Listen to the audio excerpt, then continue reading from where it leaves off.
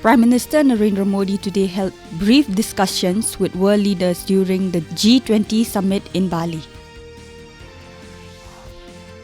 The Union Home Ministry has said that the Northeast region has witnessed 80% decline in insurgency-related incidents since 2014.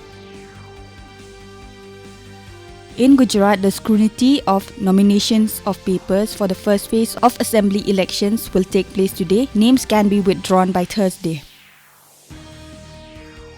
India has told the developing nations that access to finance and technology to developing countries is must to protect Earth from apocalyptic changes. Assam continues to lead the medal tally of the Northeast Olympic Games with 53 gold medals, while Meghalaya has managed 20 gold medals.